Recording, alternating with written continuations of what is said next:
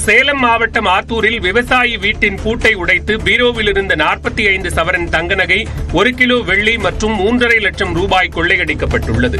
பழனிவேல் என்பவரின் மனைவி கடந்த 26ஆம் தேதி நோய்வாய்ப்பட்டு உயிரிழந்தார். இதனால் பழனிவேல் இரவு நேரங்களில் வீட்டை பூட்டிக் கொண்டு தோட்டத்தில் தங்கியுள்ளார். இந்நிலையில் ஞாயிற்றுக்கிழமை வழக்கம் போல தோட்டத்தில் தூங்கிவிட்டு காலை வந்து பார்த்தபோது வீட்டின் பூட்டை உடைத்து கொள்ளையடிக்கப்பட்டிருப்பது தெரியவந்தது.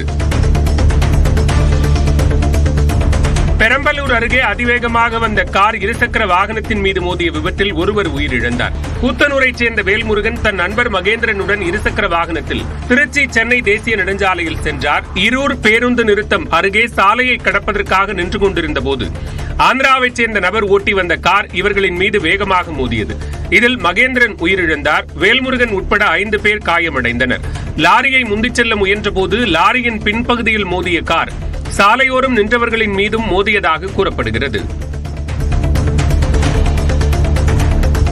தாம்பரம் அருகே வாரம் ஒருமுறை மட்டுமே பொருட்களை திருடும் திருடன் கைது செய்யப்பட்டார். பழைய பெருங்கலத்தூர் பகுதியில் உள்ள சூப்பர் மார்க்கெட்டில் தான் வாங்கிய பொருட்களுக்கு உடனே பில் போட சொல்லி பணம் கொடுத்து வாங்கியதை விட அதிகமான பொருட்களை எடுத்துச் சென்றுள்ளார். இதனை கவனித்த ஊழியர் பொருட்களை சரிபார்க்க வேண்டும் என்று கூறியதும் தான் பெரிய ரவுடி என்று கூறி மிரட்டியுள்ளார். இதனையடுத்து போலீசார் விசாரித்ததில் அவர் டாக்ஸி ஓட்டுநர் என்பதும் திருட்டு பொருட்களை குறைந்த விலையில் விற்பனை செய்ததும் தெரியவந்தது.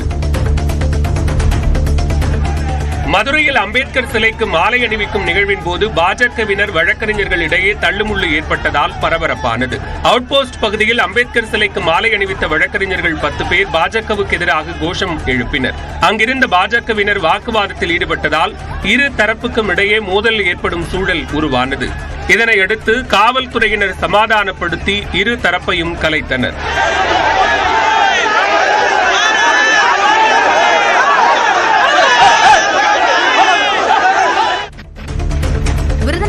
கார் கவிழ்ந்த விபத்தில் ஒருவர் உயிரிழந்தார். ஹைதராபாத்தைச் சேர்ந்த பிரகாஷ், மனைவி, மகன், மருமகள் மற்றும் அவர்களின் குழந்தைகள் என 9 பேர் கன்னியாகுமரிக்கு சுற்றுலா சென்றுவிட்டு திருப்பதிக்கு திரும்பிக் கொண்டிருந்தனர்.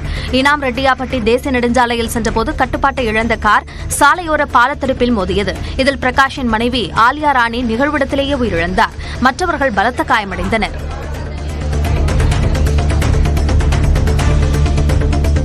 விருதுநகர் மாவட்டம் சிவகாசியில் கொடிக்காய் விளைச்சல் அதிகரித்துள்ளதால் விவசாயிகள் மகிழ்ச்சி அடைந்துள்ளனர். தாதம்பட்டி, வழுதூர், வாதம்பட்டி உள்ளிட்ட பகுதிகளில் கோடை சீசன் பழமான கொடிக்காய் பழம் விளைச்சல் அமோகமாக உள்ளது. பல்வேறு மருத்துவ குணங்கள் இருப்பதாக கூறப்படும் இந்த பழத்தை மக்கள் ஆர்வத்துடன் வாங்கிச் செல்கின்றனர். 1 கிலோ 100 ரூபாய் முதல் 300 ரூபாய் வரையில் விற்பனை செய்யப்படுகிறது.